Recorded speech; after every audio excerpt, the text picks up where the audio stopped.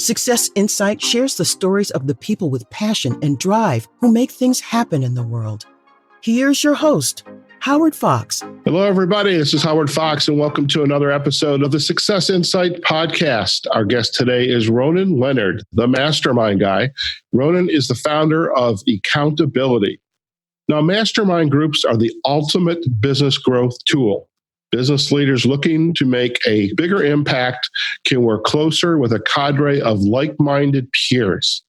And the beauty of the mastermind is it can be local and it can be virtual. You can be anywhere in the world and be a part of a mastermind group. And what better expert to be on the podcast today than my good friend, Ronan Leonard. Ronan, welcome to Success Insight podcast. Howard, thanks for having the show. Really looking forward to this discussion. It could go one of two ways, I think. It's going to be a fascinating deep dive into exactly what a mastermind is and how that relates to people. Yeah, and I first heard the term mastermind when I read Napoleon Hill's legendary book, Think and Grow Rich. Yes. I think he was one of the first to actually coin the term mastermind. And I have been a part of them. It would be safe to say I've had mixed results. So, you're the mastermind guy. So what's your definition of the mastermind, and what are you doing today to help business leaders use this wonderful tool to really help them accomplish their goals? Right. Great intro question, Howard. Obviously, Napoleon Hill defined it as when two or more minds come together, you create this third mind, this super mind, or a mastermind, as he called it. So there's a million ways to run with that idea, but it holds true. It's why co-founders do so well, not because there's two of you doing half the work each. It's that you've got the ability to ask different questions and challenge each other. And, what about if we did this? What about we added that? So it's kind of like you're standing on the shoulder of giants. You just add a little bit more and you go a little bit deeper than you would just in your own kind of thought bubble. So Mastermind has the ability to connect people from all around the world. And we're in this really interesting time at the moment where, with the explosion of the internet and social media the last 2 decades, we've in one way become more connected than ever before, but we've also become more isolated. So especially now have access to tap into these really smart minds if they use it, because we are drowned and overwhelmed now with the amount of content out there. So 20 years ago, you would know how when you first started your business, it'd be quite difficult to find out, how do I do this? Or how do I start out? How do I incorporate it? All those questions you have, you would have to sort of physically probably ask somebody. And now it's all there for free on the internet. But what's happened is that we're struggling with the ability to get some context around that. How does that apply to me? I don't quite understand that.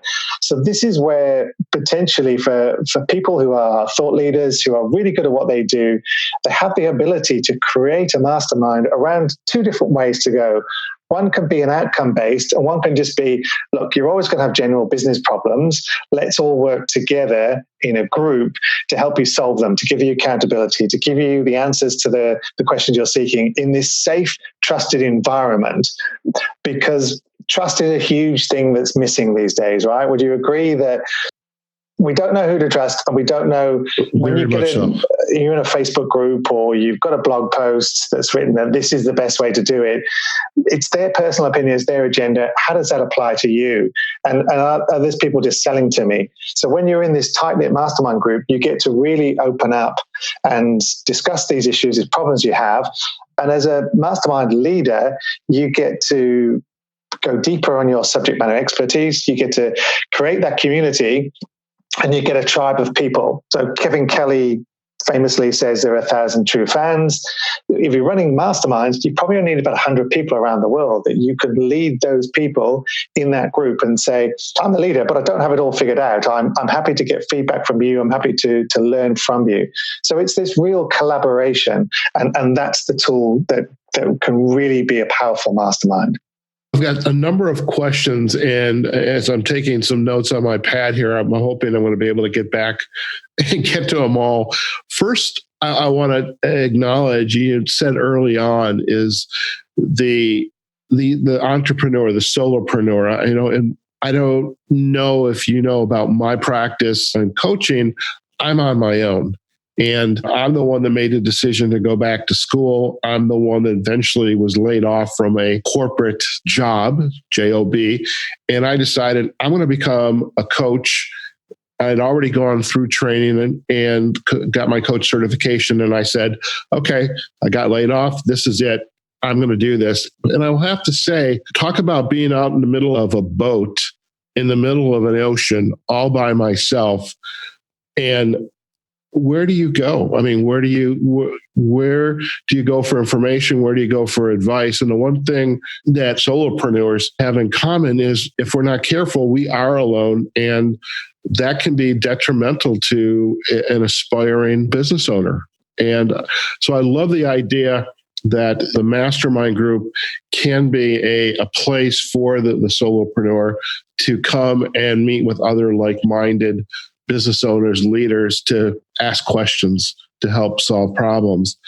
The other thing I thought was really interesting that you said because we are in the information age. I mean, the content out there is just overwhelming. I mean, people like to say content is king. Yeah, it is, but context is everything. If it's not, and we are inundated with content. We're being sold all continuously every day. And that can be overwhelming. And we can kind of go, I don't know if you folks, if you haven't realized, Ronan's got a little different accent. I've got the Midwest US accent with a cold. Ronan has you're from Melbourne, correct, Ronan? Melbourne, Australia, yes. So he's got that nice Melbourne, Australia accent, but he's got, if you hadn't realized it, Australia is kind of surrounded by water. So they're probably love being out on the boats. So being that solopreneur, being overwhelmed, it's kind of like being out on a sailboat in the middle of the ocean, not being able to move the boat. You're in irons. And again, this mastermind is just a wonderful tool. And so I probably should get off my soapbox at this point and turn it back over to you, Ronan. But what you had said was just really starting to remind me of what it's been like. And so how do you help the solopreneur, the entrepreneur, get introduced to the concept of the mastermind and really to show them, demonstrate for them that this can be a vibrant tool that to help you grow your business and to answer your questions that you might have and to develop a pretty strong network? How do you do that? Yeah, it's another great question, Howard. I can tell you're a good coach because it's the quality of your questions. Look, interesting enough, our mutual friend who introduced us, Tanya Lacey, labeled it as the not knowing economy. So the first thing is to have enough self-awareness and lack of ego to say, look, I don't have it figured out. I don't have all the answers, because none of us do. Even the people that we kind of follow as the gurus online. And to be honest, I think they reach that tipping point where they go from being really good at what they do to just selling to everybody. You talked about that earlier. Oh, yes. And therefore, everybody's peddling sometimes the same information, or their 7 secrets, or all those kinds of things. So yes, it can be completely overwhelming. The only really way you can get through that is to admit that, okay, I don't have it all figured out. Let me try and find a group of people who inspire me, support me, challenge me where possible, and give me that accountability. So accountability is one of those things that you very rarely pay for it on your own. But when you build that into a program, a support group, a network that says, okay, we're going to work through your problems as well as mine. You're going to help me. I'm going to help you. But then also when you turn up the next session, you'll have done the work that you've committed to, because that's the accountability. That's the thing that's going to move you forward. Just keep moving forward. And that's the thing that a lot of solopreneurs struggle with, myself included at times. It's the reason that I've hired coaches, I've joined masterminds, because if I just sat there in my own little bubble, I would always bump up against my limited beliefs, my lack of imagination, my inability to see the bigger picture or the next step. So for people that are really ambitious and hungry, that's what they should be doing. And to be honest, you can do this for free. If you've got any kind of network, and you said working on your network is so important. So this is This is your symbolic capital. So everybody looks at capital as just money in the bank.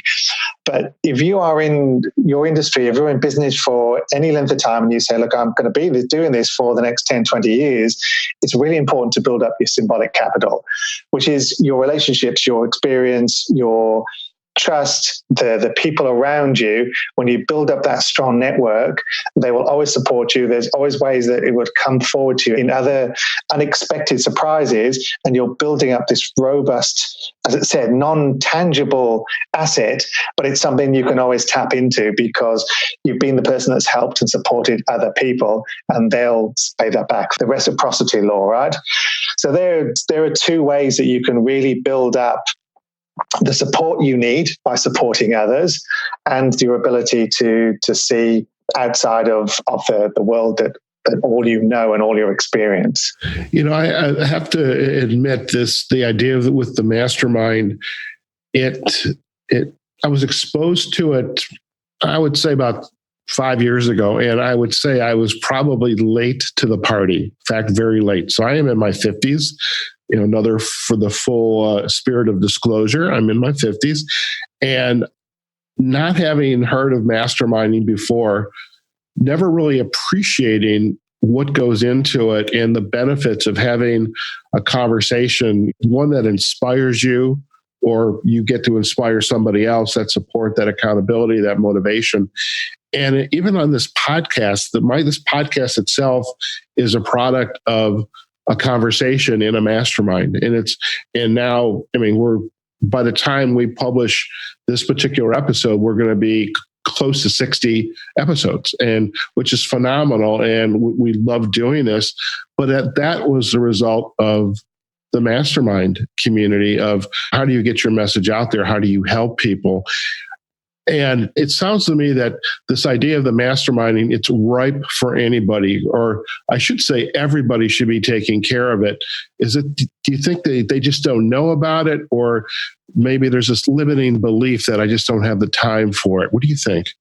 Potentially a little bit of everything. If you look at a mastermind and you run your own free one, for example, although free has its connotations, I'd encourage, even if you were just running a small one and you just started out, charge people $50 a month. So they got some skin in the game. So I would really wary about free, but make it sort of cheap and inexpensive so that you can just get your teeth into it and just sort of test your message. Right. But absolutely, this idea that you don't know what you don't know. So Masterminds is just one other tool of finding out, is this right for me? Do I work well in a group environment? Can I be the person that leads other people, inspires other people, loves helping other people? And if the answer is yes to any of those things, then a mastermind is one of the best tools to do that, bar none. Because we've kind of reached this point now where everybody's niching down anyway. So you're not just a marketer anymore. You may be a marketer for Facebook ads, or maybe you specialize just in clients that are in the dental industry. There's this more and more opportunity to be, like I said, the 1,000 True Fans with Kevin Kelly is to be a leader in a small little space, to run your own little tight-knit community of like-minded people. And you don't need to then appeal to everybody and everybody saying, hey, there's millions of entrepreneurs out there. I can be in a mastermind for all of those.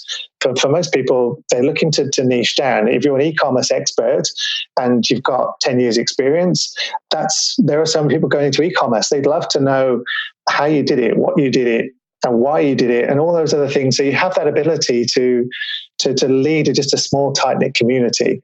And that's a great opportunity. And as we said earlier, this is global, Howard, right? E-commerce is e-commerce. So if you say, I'm really good at e-commerce, you have the ability to lead a group from all around the world, because the fundamentals are the same of whatever there's a shopping cart, improve your shopping cart experience, make sure you do the fundamentals. Whatever that expertise is, you have the chance to lead other people on a global basis.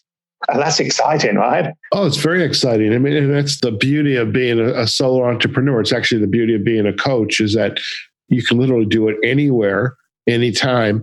I'm curious, within your experience, is there an optimal size for the mastermind group? And before you answer that, you've quoted Kevin Kelly a couple of times, the 1,000 True Friends.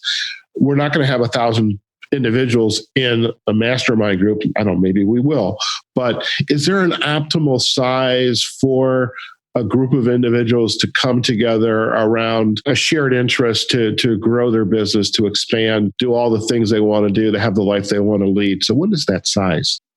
Yeah, I believe it should be about 6 to 8 people. And the reason being is that everybody loves to be heard. You go to networking events, everybody loves to talk. Oh, I do this, I'm great at that. We can't help it. That's just us, myself included. Here I am talking. So when you get 6 to 8 people, it means that everyone can be heard in the structure. If you structure this correctly over an hour's session, everybody gets a chance to say, look, this is my wins, or I struggled with this, or I just need some help on that, or this was the accountability section. I did this in the last 2 weeks or a week, however the frequency of it is. Any more than that, and it really just becomes an educational one. You can't have 20 people all trying to figure and speak and sort of lead in. Then it really becomes you're delivering information. And to be honest, like I said, the world is kind of full of information. Even when I teach people how to mastermind, I run an inverted flipped classroom, which means that they consume the information, but then they come to get the context, which means that as a mastermind leader, facilitator, you're not spending that hour delivering information, you're giving people context. So where did you get stuck? I didn't understand that. Come with a question. Okay, you mentioned this. How does that apply to my industry or my particular niche, or I'm at this point? So you, as a mastermind leader, you become far more valuable because you're spending that session answering people's questions, giving them deeper insights, using the rest of the group to say, okay, has anyone got any thoughts about this? Have they tried something else before? And truly harnessing that group. So, for example, if you've got those 6 to 8 people I mentioned in the group, and they've all got 10 years of business experience, that's 60 to 80 years experience in the group right there. Right. So you're really harnessing that. So small groups, especially online, are the ideal size. How about the frequency? Is this a weekly exercise, bi-monthly? What's optimal there? Well, there are 2 types of masterminds. There are outcome-based in a specific time. So at the end of 8 weeks, I will teach you how to mastermind. At the end of 6 months, you will know how to fully optimize your e-commerce store, whatever that is. That's a big promise in an outcome-based one. And then there's others that just are ongoing. Say, okay, well, look, I'm always going to have business questions, conversations that bump up, the accountability, they just ongoing. So, and again, depending on the complexity of your business, potentially just once a month, because you want that time to turn that ship around. So if you've had a fairly detailed, in-depth mastermind once a month that might run for half a day, you've got these ideas, strategies, tactics that your group kind of help you with and you discuss, then it's going away and implementing them and coming back a month later to discuss them. So there's no right or wrong one. It's just work out, first of all, the leader as well. Do they want this ongoing one for the next 1, 2, 3 years? Or do they know within themselves they're better off in delivering the same amount of information to people that want that in that time frame and move on to the next group because they've got them done? So it's partly down to the leader, partly down to the circumstances of what kind of group and information needs to be taught. Excellent. So in this discussion, I think it's a perfect segue into the work you're doing for Eccountability, because you actually help individuals, groups set up and run their mastermind, correct? Yes, yeah. One of the things I say is that the money is not in, the riches are not in the niches. The riches are being in one of the leaders of that niche. Right. I'm saying, okay, look, I've got 5, 10, 15 years experience in this industry, in this niche, in this idea. There are so many people coming in and want to learn what I already know. I have the ability to lead that tight-knit group of community and people and show them the shortcuts, show them my experience, my knowledge, my expertise in a way that they can find practical and useful rather than just sort of dumping information. And the beauty of that is that leader, that expert, first of all, the second you teach, you become an authority. It's the only way we achieve authority. You can say, look, I've got 20 years experience in this industry.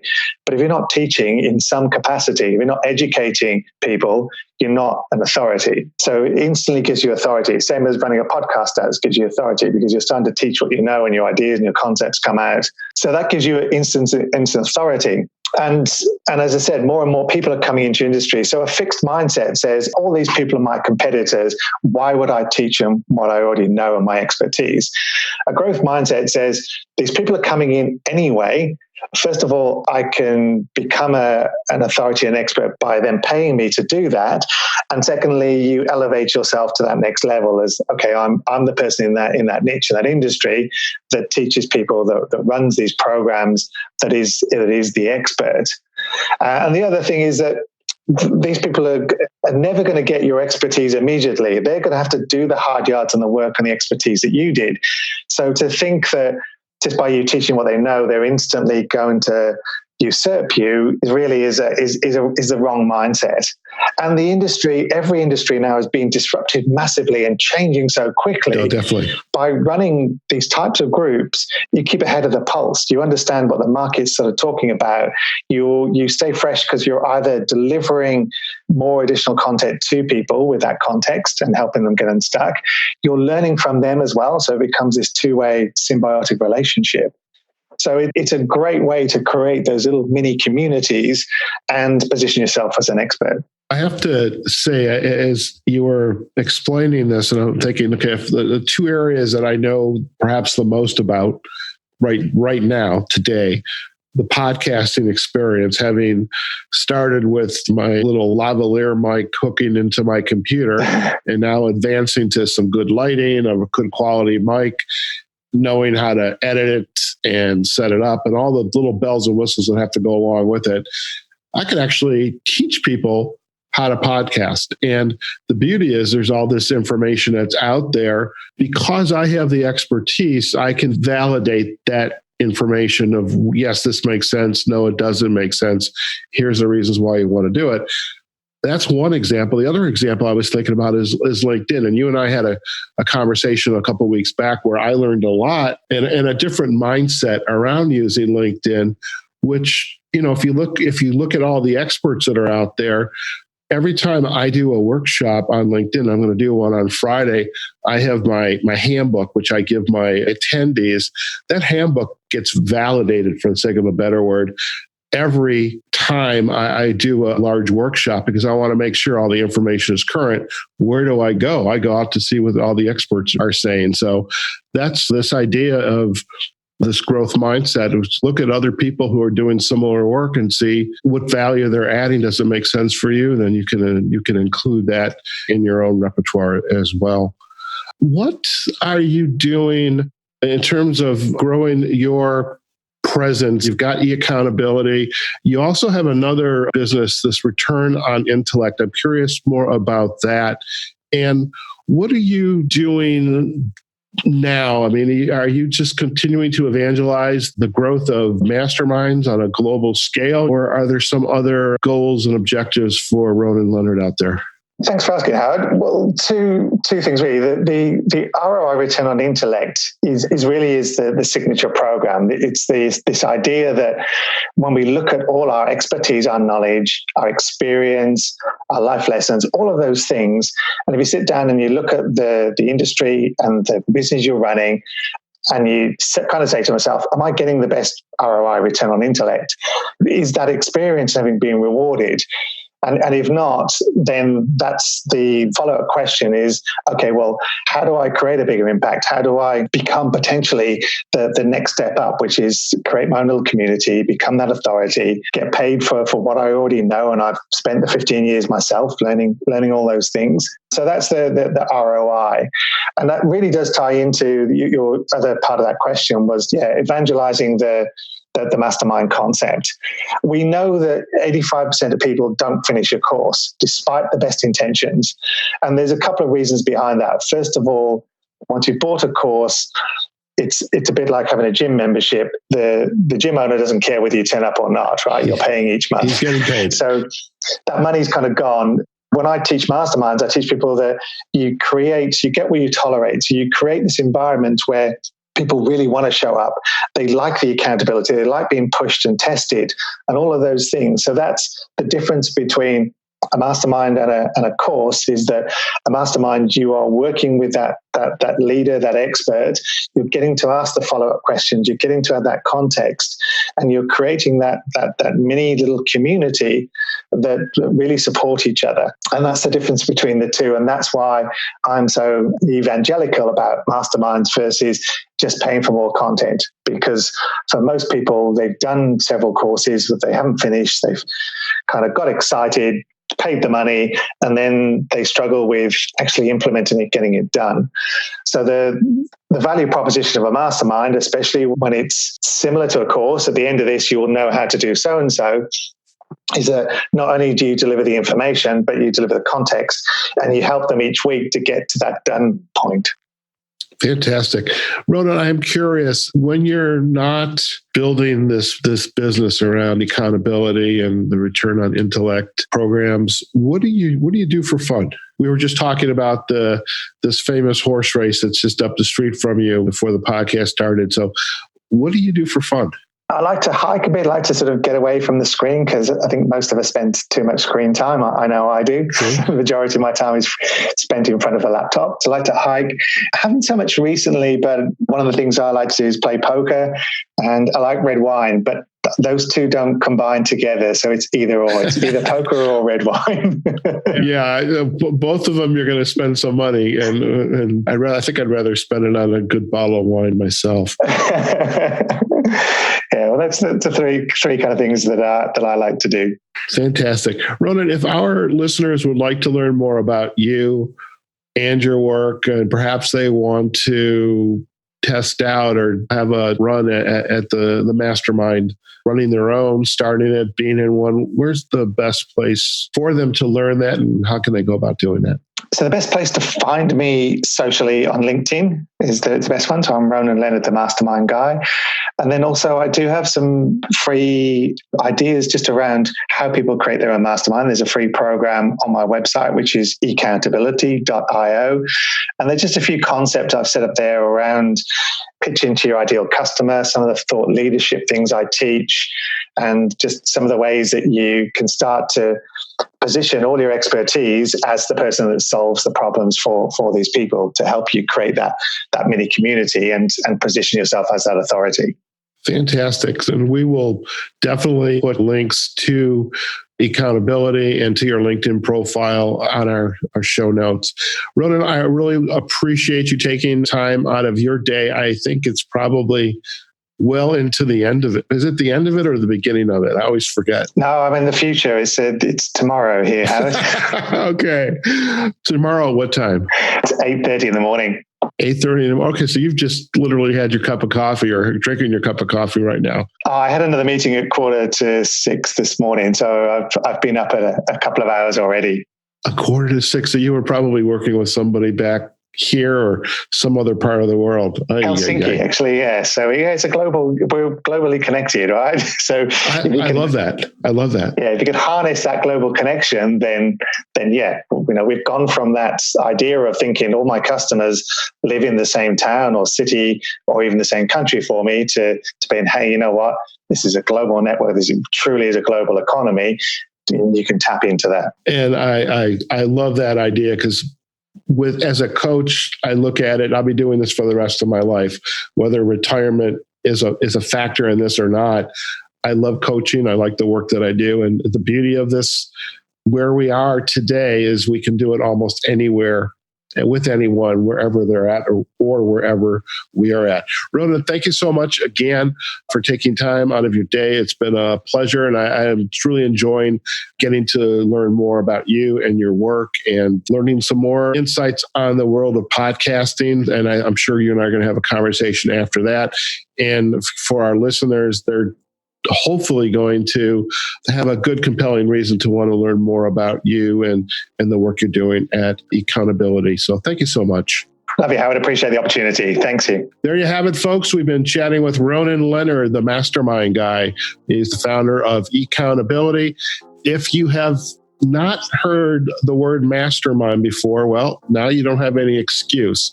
I would really encourage you, go out to his website, and we'll put links to it on our show notes. Visit his LinkedIn profile. Do connect with him on LinkedIn. and learn about masterminding, go pick up a book by Napoleon Hill, Think and Grow Rich. It is a classic. I typically read it at least once a year.